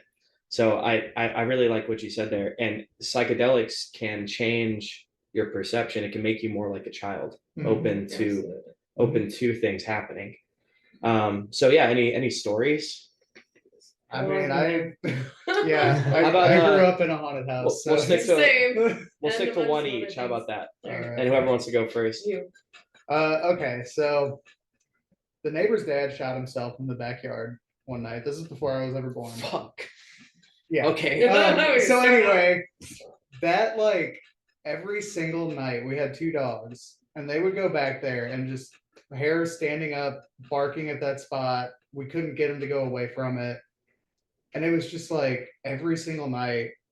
And then people would come over, they would not go back near that area of the yard. They were fucking terrified of it. And nobody could say why, but everybody just got this like feeling when they go over there.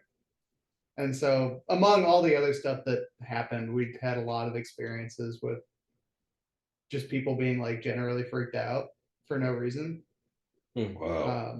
Yeah, Hmm. it was like, and we could all feel it too. Like we go back Yeah. there, and you felt like somebody was standing there, like watching you.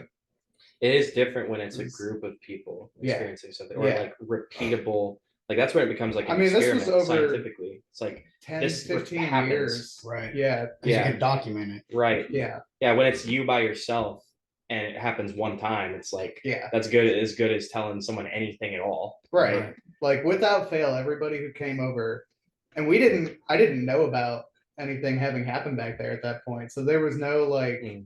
sharing stories and we were all freaking each other out or whatever. It was just, we all felt it. Especially the dogs being in on Yeah. it too. Yeah. Animals know shit. Oh, yeah. animals definitely know. Yeah. they sense that stuff way before any of us. Any other stories? I mean, I've had ghosty things pretty much my whole life. Like my mom always, she always talked about my family, like my grandmother and I, and like the females in my mom's side being very sensitive to things. And like, so I've had dreams about things that have happened, like that kind of stuff kind of happens to me. Not frequently, but every now and again, something will happen, or I'll have a thought. And then within the next couple of days, something to that aspect will happen. And there's probably way entirely too many to talk about. I don't know. I've just lived in a lot of places with my mom. We lived in a house, a little apartment above. It used to be a funeral home, but then ended up being a vet or a lawyer's office or something. I forget what it ended up being, but we had in that house, there was this little attic door that would always pop open in my mom's room, and it used to freak her out all the time, and it would just open on its own. And so one time she decided she was going to nail it shut, and we were going to leave for a few days to go see my grandparents. And when we came back, the nails were scrolled back and the door was open. So that was one of the times that really freaked her out. We lived in another apartment where in my bedroom, the window would never open, but every now and again we'd come home and the window was open and we could get it closed, but we couldn't get it open again. Wow. That would Yeah. happen. That's interesting too, because that's a physical, and that's a poltergeist. That's physical. Like interaction. those were things that happened like off and on my whole life, like with my mom. And I always thought, because they always say, well, places can be haunted, people really can't, but I think people can be haunted. So to me, it always made me think of, you know, my mom, because my mom lost her dad really young. Like, so I don't know if he attached or something, and like just weird stuff would happen. But I remember when I was a kid, after his funeral, we went back to Pennsylvania, and I remember there being it was a big milk jug that my mom had full of change, and it was very heavy and she couldn't move it. And she came home one day and it had been moved and knocked over, and there was nobody else in the house, you know, and underneath of it when she picked it up was a picture of my grandfather. Whoa. So that was another one that happened. One story per I person. know, I have so many. And then the last one, I'm just gonna say this one. So this is kind of the sad one. About 6 years ago, my best friend was murdered. And 3 days before he was murdered, I woke up one morning just feeling very funky, and I had this odd thought. It just was a weird, fleeting thought. Oh my God, what would it be like to be stabbed to death? Like, what a horrible way to go. Like, I just had this thought, like, and I didn't know. And in the same moment, like throughout the afternoon, I felt like I needed to call him, but I didn't. Like, there was just some things going on. And he and I had been talking about him coming to spend time with me. And I was in Kentucky at the time. He was in Pennsylvania. And then 3 days later, I got a phone call from friends of mine that were neighbors, and they told me what was going on. And his boyfriend had murdered him, unfortunately, and stabbed him to death. But it was funny because before he passed, we always used to talk about dimes, and how I was always told that if you find dimes, it's somebody from the beyond that's letting you know that they're there or that they're paying attention, you know, that kind of thing. Like a dime, just a dime, right. You know, like if you're finding dimes, you know, a 10-cent piece. A 10-cent piece, right? So Scrooge McDuck it was just agree. something that he and I had talked about previously. And when he passed, I was going through a lot of things, and I wasn't sure where I was going. I had not yet moved to Nashville. I was living in Kentucky at the time, and I had been to Nashville. But after he died, I moved back to Pennsylvania for a little while. I was going through a lot of shit and didn't know what I was going to do. And so after his funeral, his parents gave me a box of things. And at the time I was trying to decide if I was coming to Nashville, if I was going to go to New Orleans or St. Petersburg, Florida. Those were the three places that I could go that I had an ability to go to. And when I got home and I opened up the box, there was a shot glass and a t-shirt from Nashville in there that was his. And I was like, I hear you. And he was like my biggest fan back home in PA. He was the one that made me play music all the time. If I didn't feel like going somewhere, he was like, you're going to go play because I'm bringing people to see you. Where are you playing tonight? And I'm like, okay, you know, that kind of thing. You call me up, are you playing tonight? No, I'm going to stay home. No, you're not. You're going to go play somewhere. I'm taking people to see you. Like, that was him all the time. And so when that happened, I ended up moving to Nashville. And after that, I constantly find dimes. I find them in the most random places. I'll be in one spot and I'll turn around and there's nothing there, and then I'll turn back around and there'll be a dime. One night I was standing in my kitchen and I had been talking to him that day because I was just having some things or whatever, and I walked into the kitchen to go get something to drink or eat or whatever, and I heard, I'm the only one in the house, and I hear ding ding ding ding ding. and I turn around and there's a fucking dime rolling across my floor. And I was like, okay, like, so now it's become a thing to the point where I've started taking pictures when I find them. I have witnessed her finding random dimes. dimes. Yeah, and it'll be I've just seen like this. random things. I'll look down, there won't be one. I'll look down again, and there's one sitting there. So I'm like, okay, Ian, I see you. Like, I feel like you're always pushing me to do the thing. And I honestly, I mean, I may still be in Nashville, but that was a huge catalyst for me, is to have something from him from beyond the grave. Well, it's like, Nashville's where you're going. You know, I know you said it was years ago, but I'm sorry for your loss. That sucks. I do everything for him though. Not everything. I mean, do it for me, but like, Yeah. So yeah, Calamity Jane, one of our songs that we do, I wrote it, and it was his favorite. So I usually dedicate that song to him. I haven't done that with us, but when I play it solo, I do. It's a song, but I don't know. He's like, I mean, and that's one of those things where it's like, what happens after you die? You know, that energy, is that juju out there, is, you know, it's not his Some people hand out dimes. consciousness. They're handing out that. Can you hand me out $100 bills, Ian? Yeah, Could you do that right. instead? Can Or we just do send that? a lot more dimes. Send a lot more dimes. You know what's so funny? Because every time I I find one, I take it home and I put it. I have a bookshelf and I'll sit it on the bookshelf. And it'll sit on the bookshelf for like a week or two. But once there's like 10 or 20 of them, I'll fold them off and I'll put them in the thing. I do That's have a bunch wild. of dimes. That's crazy. I do.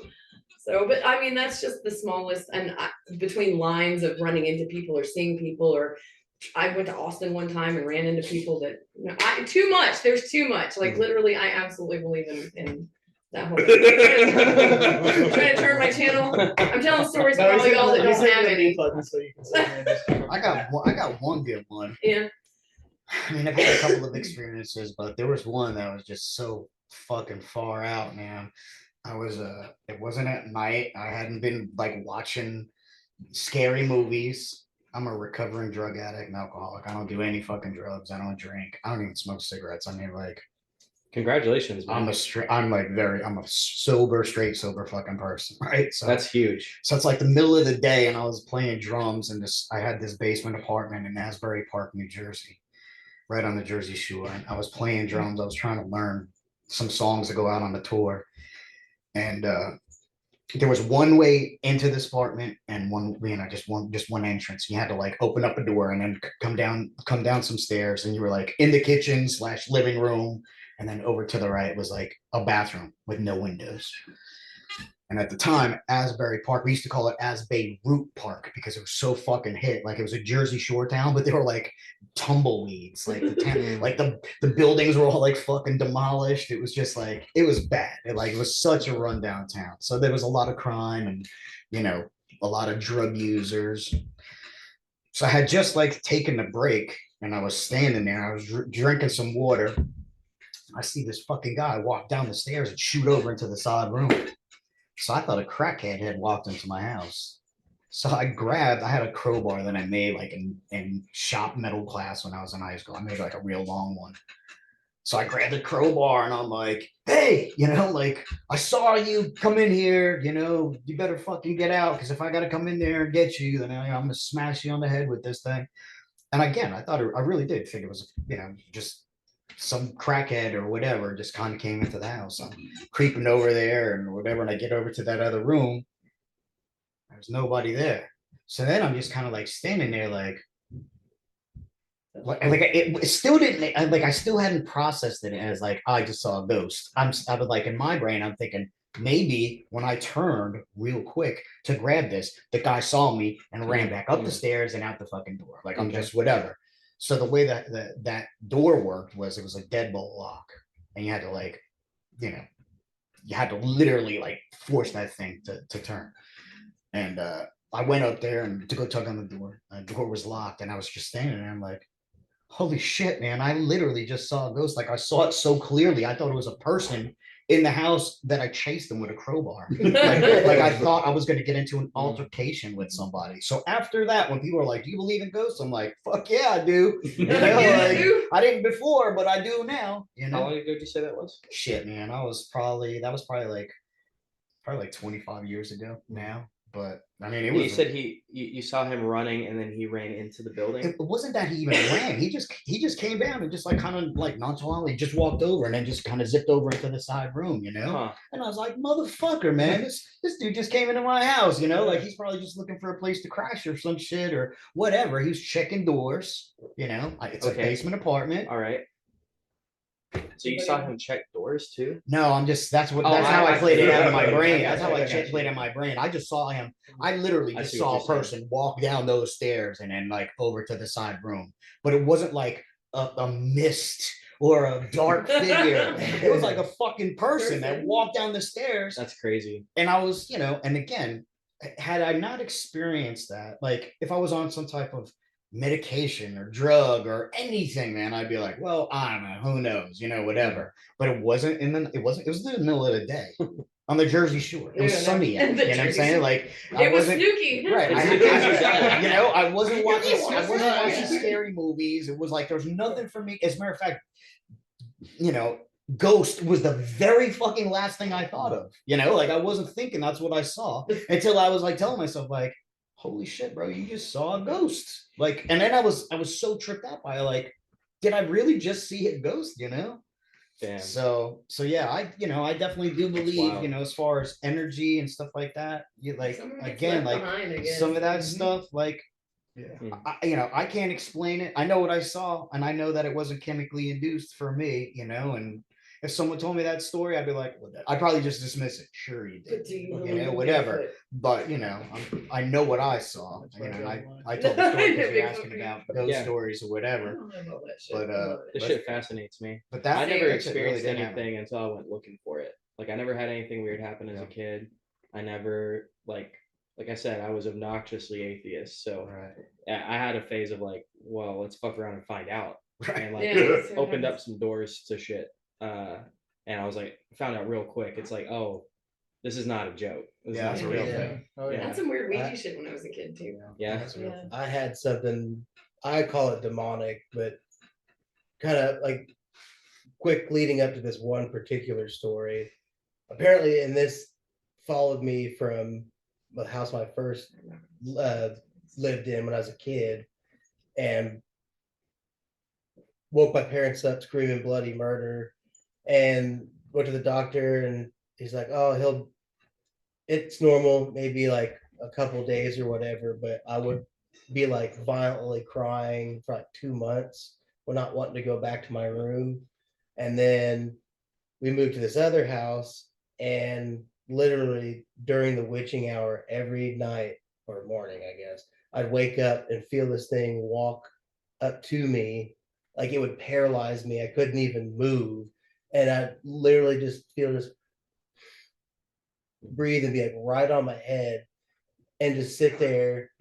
And then I'd feel it move away and just stand. And I'd turn around. I wouldn't see anything, but I could see it just, and I knew where it was. Like I could feel where its outline was. And then I'd just be like, go away, go away. Eventually so that happened forever, almost every night for sure at least 5 years growing up, same time every day. If it didn't, I'd wake up with weird scratch marks on my arm or whatever, or have these really messed up nightmares that would just terrorize me in my sleep. Then high school, I was redoing my room, and I woke up kind of, and tossed my comforter up and went to turn around, and didn't. I was like, started grabbing for it, and it was just floating, like from my feet up. It was just kind of like where I tossed it, it just froze in time, kind of thing. Whoa. And I was looking up, and I'm like, what is going on here? And then I started to wake up more, and then all of a sudden I just felt this and felt something breathing, and it literally just went run. And I got up, and like it startled the crap out of me. I got up and ran. I tripped and fell over something. My parents came in, and they like I remember looking at him, and then like passed out, and I started coming to, and I went to scratch my head, and my hand was just bloody, like as all get out, and I ended up tripping over my acoustic guitar and running my fist through guitar. And this thing had told me before, everything that you want in love, you're never going to have. So I just literally broke my guitar after having that. And then my parents said, like, I've never heard you scream like that since you were 2 years old, never wanting to go back, or a year and a half old, wanting to go back in your crib. And I was just like, okay, it took me a while to even want to go back into my room. But I remember like the next day or a couple days after, I thought it had gone away. And I woke up in my arm, and I swear it was like a evil looking smiley face scratch on my arm. And I tell people, I'm like, does that look like that? And they're like, oh, I kind of see it, but I took it as it was like, no one's ever going to believe you. Fuck, man. And after that, never came again. Then, man, 5-ish years later, I was in an apartment, and I remember waking up at 3:30 again, like the usual time, and I could feel him standing off the thing, and I just go, oh, it's you again. And then I remember trying to set it, I just felt him walk up, and a calming voice just said, hold on.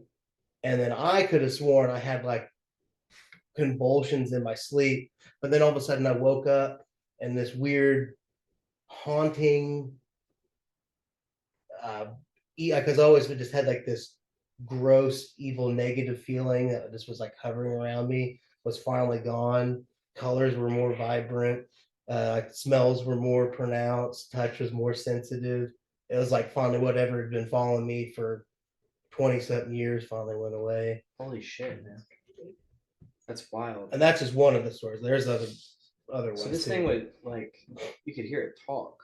Once. Like the everything that you want in love was definitely more like in my head, Okay. but it was a little more prominent. It's like 'cause projecting it to your mind. yeah, but the Okay. run part, that was actually like right, Ooh, almost that's inside my crazy. ear kind of thing. This is not the first time I've heard of like a sleep paralysis thing ending up being like actually having physical effects. Oh no, I could move around. I wasn't. Oh, you weren't okay. You weren't I could paralyzed. physically move. It when it would come out, when I was a kid, it would scare me to death. Like I couldn't even like Yeah. get myself, and then I'm like, I'm not letting this, whatever. I'm gonna face my fear, and I turn around, and even then, it's just like couldn't see anything, but could see it, and like kind of an aura aspect. And I just like even turning around, it was just like then I was so scared, it just made me like I couldn't move or talk. Then I'd be like trying to like go away, or I started getting more angry, and the more angry I got, it started taunting me even more. It's like, oh, I can't do anything. Shit. So would it wake you up? Like you'd be asleep and Well, and it was not like loud noises. It was just kind of its like presence? You could. you just like I'd wake up, and then I wasn't aware at the time when I was young of the witching hour, and would like I would just kind of wake up and turn around, and then it just kind of would come out of, which is funny because monster in your closet kind of thing. It just I just feel it That's slowly wild. just walking. It had like aura wise, it had to be almost as tall as the ceiling, kind of thing. Freaky, dude. Fuck, man. That's crazy. I got two little spirits that come around every night while I'm sleeping, and they stand on my chest. Your They got fish breath. Aw. Aw. And I wake up and I'm like, ah, what's going on? And they're like, hey, we'll show you where the crack is all. Follow us, motherfucker. What about you, Mike? I'm I'm curious to know what you think because I know you kind of like not so much on the spiritual like ghosts and stuff, but like more like we die when we die. So I'm especially interested to know if you have any weird experiences. Nothing anywhere near as well a horror movie like as any of this. You know, but the couple things that stand out in my mind for sure are the last time I saw my dad before he died. It was like immediately after I had come back from visiting them. I was living in Nashville at the time, and I remember coming back and thinking that that knowing, not thinking, not thinking that I knew that was going to be the last time I saw him. I knew he was going to die that year. I'm sorry, that's a better way to say it. I didn't think that was going to be the last time I saw him necessarily, but I knew he was going to die that same year, and he did. It was February, I think, that I had visited my parents, and then in that July 3rd, he died. So like it was, but I have no idea why I had that particular premonition. He wasn't particularly sick. You know, he wasn't sick at all. Like we all knew that he was eventually probably going to die of a heart attack. He had 2 multi-vessel bypasses over his life, but he was still in good health. He still took all his morning walks. He actually died on his morning walk. But I have no idea why I knew that was going to be the year that he died. And since he's died, and I have an older brother who also passed away from ALS. Since they've both been dead, there have been times when I've heard with my ears, not my inner ear, not of my mind's ear. Like I've heard their voices, usually just a word or two. But that's as nutty as it gets for me. That's pretty nutty, man. Especially for somebody who doesn't believe that, any of that shit. But well, I mean, my best friend is pretty like staunchly atheist, and like he's had some weird experiences too, and he's just kind of like he will like logic it away, but he's still like, yeah, I don't know for sure what the fuck that was though. So I always find that really interesting. Consider myself atheist. Agnatheist. What was that? I think that's just HIPAA atheist. HIPAA atheist. Like we were talking about HIPAA Christians. It's HIPAA atheist. Yeah, like if you don't really believe that there's no God, that makes you a HIPAA atheist. Oh, I shit. guess.